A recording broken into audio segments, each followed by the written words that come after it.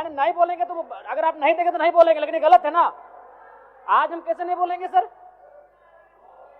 आप हमारा नंबर नहीं है, सरकार को उत्तर कैसे आएगा? माननीय सदस्य हमने हमारा नंबर नहीं लेके सरकार को उत्तर आएगा? गजब हाल है। तो पटेल अरे इन लोग बीच में खड़ा होकर कुछ बोले, समझाना, हम लास्ट में खड़ा हुए।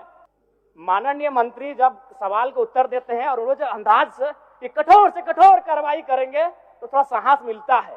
बड़ा एकदम धाकड़ अंदाज में, रावड़ी अंदाज में देते हैं कि कठोर से कठोर कार्रवाई करेंगे। तो माननीय मंत्री महोदय, फूफा जी आपसे आग्रह होगा कि शराब के विभाग में जो ब्लैक लिस्टेड कंपनियां उन पे कार्रवाई हो और जो लोग दोषी हो उन पे एफआईआर, डुप्लीकेट शराब समझ सकते हैं क्या आप गंभीर विषय है, उन पे कड़ी से कार्रवाई करें और आप जो ये बोलते हैं कठोर से कठोर कार्रवाई, उसको धरातल में लेके आइए महोदय। धन्यवाद। बीच में देंगे ना, बीच में सामने से सीधा कोई भी माफिया हो सीधे आमने सामने लड़ रहे हैं। और आज उदाहरण देख लीजिए, गांव के लोग कहते हैं जी आज इतना इतना मंत्री बन गया, इतना इतना विधायक बन गया, इतना इतना सांसद बन गया, आज तक अवैध कारोबार पर कोई आंख से आंख मिला करके बात नहीं कर पाया था। तो आज जा करके टाटी सिंगारी में देख लीजिए, आज 15 दिन से जो है कि पूरी तरह बंद पड़ा हुआ है। आज रात होते ही देखिए सरकार का उत्तर ठीक है, वक्त में धन्यवाद। एक मिनट जयराम जी, एक मिनट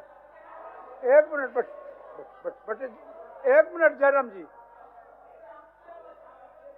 चलिए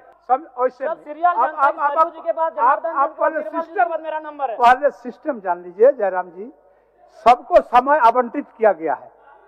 तो सुन लीजिए पहले, जैसे कि झारखंड मुक्ति मोर्चा को 36 मिनट, भारतीय जनता पार्टी को 23 मिनट, राष्ट्रीय कांग्रेस को 16 मिनट, राष्ट्रीय जनता दल को 4 minute, communist party of Marxist and Leninist को 2 मिनट, आजसू पार्टी को 1 मिनट, जनता दल यूनाइटेड को 1 मिनट, लोक जनशक्ति पार्टी को 1 मिनट और आपको झारखंड लोकतांत्रिक क्रांतिकारी मोर्चा को 1 मिनट। तो आप बोलिए, 1 मिनट बोलिए। आपको हम यही आग्रह किए कि अध्यक्ष महोदय अगर आपकी इच्छा हो तो हम नहीं बोलेंगे, लेकिन गलत हुआ कि नहीं बताइए। आपका समय ऑलरेडी अलॉटेड है। हम टोके तब मौका दिया गया, आप सरकार से उत्तर मांग रहे थे।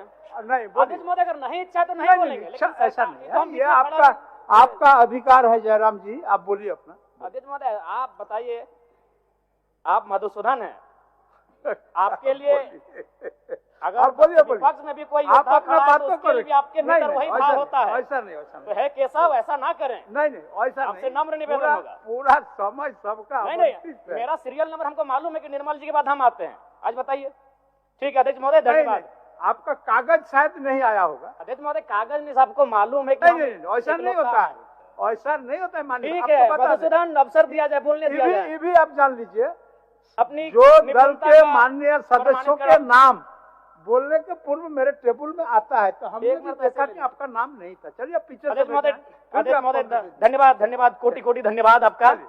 सबसे पहले आज चौहाड़ विद्रोह के महानायक रघुनाथ महतो को उनकी जयंती पर नमन करते हुए अपनी बात को प्रारंभ करते हैं। महोदय, सरकार को मेरा एक प्रश्न था और उस उत्तर में सरकार ने यह कहा था कि पुलिस बल में 23,645 रिक्त पद है और मैं चाहता हूं कि माननीय मुख्यमंत्री एक बढ़िया फैसला करे। अभी इस चालू सत्र में ही इसकी नियुक्ति का कैलेंडर जारी करे। अभी 5 दिन सत्र हमारा बचा हुआ है। अध्यक्ष महोदय, हजारीबाग जिला में 1/2019 को 1298 पदों पर होमगार्ड की बहाली ली गई थी, लेकिन आज तक उस बहाली की प्रक्रिया को संपन्न नहीं किया गया है। मैं चाहूंगा इस बहाली की प्रक्रिया को संपन्न किया जाए। दूसरी बात, धनबाद जिले में 2024-25 में चौकीदार की बहाली ली जा रही है, दूसरी लिस्ट जारी की जाए। अध्यक्ष महोदय, आज अगर राज्य में पुलिस और नागरिक के बीच का संबंध क्या है, निसंदेह हम लोग यहाँ बैठ के पुलिस की सराहना करते हैं, लेकिन अगर आप गांव में चले जाएंगे तभी भी लगता है कि ब्रिटिश रूल चल रहा है। आज माफिया और पुलिस का सांठ-गांठ बढ़ा है और आम जनता से पुलिस की दूरी कहीं ना कहीं कम हुई है। मैं चाहता हूं इसमें विभाग को काम करने की आवश्यकता है। अध्यक्ष महोदय, चूंकि पेयजल पर बात हो रही है और गर्मी सर पे है और जैसा कि पिछले वित्तीय वर्ष का रिपोर्ट है कि 10% राशि भी खर्च नहीं हो पाई थी, हालांकि उसमें केंद्र का अंश भी होता है, लेकिन कारण जो भी हो, मैं माननीय मंत्री महोदय से कहना चाहूंगा, चूंकि गर्मी सर पे है, अतः जो पेयजल का मामला है इस पर विशेष ध्यान रखा जाए। अध्यक्ष महोदय, अगर बात करें उत्पाद विभाग की, तो उत्पाद विभाग का इस वर्ष वित्तीय वर्ष में 2700 करोड़ का लक्ष्य निर्धारण है, जो लगभग 2652 यानी अपने लक्ष्य के करीब है। तो मंत्री महोदय, माननीय मंत्री महोदय बैठे हैं, फूफा जी, दारू वाला मामला भरपाई कर रहे हैं और पानी वाला में कुछ नहीं आ रहा है, तो अजबे कर रहे हैं आप। बताइए, दारू एकदम बिल्कुल 2700 करोड़ का लक्ष्य है, आप 2600 करोड़ में पहुंच चुके हैं, पानी में कुछ नहीं हो रहा है। फूफा जी ऐसा चलेगा? बताइए, दारू और पानी दोनों को साथ लेके चलिए। पानी का गर्मी का मौसम आ रहा है। अध्यक्ष महोदय, इस झारखंड राज्य में बीसीएल द्वारा संचालित 1453 दुकानों का संचालन प्लेसमेंट एजेंसी के द्वारा नियुक्त कर्मियों के माध्यम से चलाया जा रहा है, जिसमें एमआरपी से अधिक मूल्य शराब बेचा जा रहा है, जिसे एजेंसियां हड़प लेती हैं। इतना ही नहीं, राज्य से बाहर डुप्लीकेट शराबों को बेचा जा रहा है। और चूंकि इस विभाग के माननीय मंत्री बैठे हैं और जब सदन में माननीय मंत्री चल हो गया। अच्छा, अब बोल लीजिए। मैं कौन किया जाए? क्योंकि दादा बैठना तो बीच में यार हाथ खड़ा हो जाए। माननीय मंत्री जब सवाल को उत्तर देते हैं और वो जो अंदाज से कठोर से कठोर कार्रवाई करेंगे तो थोड़ा साहस मिलता है। बड़ा एकदम धाकड़ अंदाज में, रावड़ी अंदाज में देते हैं कि कठोर से कठोर कार्रवाई करेंगे। तो माननीय मंत्री महोदय, फूफा जी आपसे आग्रह होगा कि शराब के विभाग में जो ब्लैक लिस्टेड कंपनियां हैं उन पे कार्रवाई हो और जो लोग दोषी हो उन पे एफआईआर। डुप्लीकेट शराब समझ सकते हैं क्या गंभीर विषय है, उन पे कड़ी से कार्रवाई करें। और आप जो ये बोलते हैं कठोर से कठोर कार्रवाई, उसको धरातल में लेके आइए महोदय। धन्यवाद। बीच में देंगे ना, बीच में देंगे आपको। चलिए, हम लोगों को पता नहीं था कि आप लोगों के दोनों का, आप फूफा जी हैं, वो भतीजा हैं, हम नहीं जान रहे। चलिए ठीक। माननीय अध्यक्ष महोदय, पेयजल स्वच्छता विभाग मांग संख्या 36 के आय व्यय 2025-26 के आय व्यय के लिए अनुदान मांगों का चर्चा परिचर्चा हो रहा है महोदय। उसके साथ कई और विभाग भी है महोदय। सामने से सीधा कोई भी माफिया हो, सीधे आमने सामने लड़ रहे हैं। और आज उदाहरण देख लीजिए, गांव के लोग कहते हैं जी, आज इतना इतना मंत्री बन गया, इतना इतना विधायक बन गया, इतना इतना सांसद बन गया।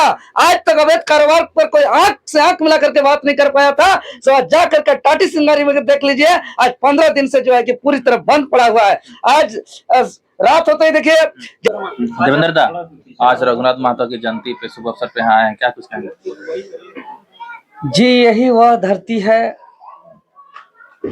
जहां आज से 287 साल पहले इस माटी ने और यहाँ के माता पिता ने एक ऐसा वीर महानायक महान सपूत रघुनाथ महतो जी को जन्म दिया, जो अंग्रेज के अत्याचार शोषण जुर्म के खिलाफ जल जंगल जमीन का संरक्षण को लेकर के एक बहुत बड़ा महान बिगुल क्रांति करके भारत का प्रथम स्वतंत्रता सेनानी का ख्याति प्राप्त करने वाले महान महानायक वीर शहीद रघुनाथ महतो जी के जयंती के अवसर पर उनके ही माटी, उनके ही जन्मभूमि से सर्वप्रथम हम शत शत नमन करते हैं और विनम्र श्रद्धांजलि अर्पित करते हैं।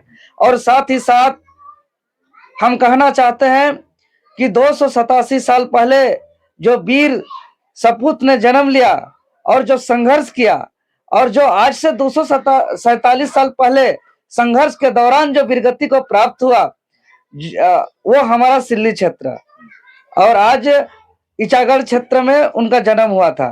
तो सिल्ली और ईचागढ़ का एक बहुत ही गहरा संबंध रहा है वीर शहीद रघुनाथ महतो जी का।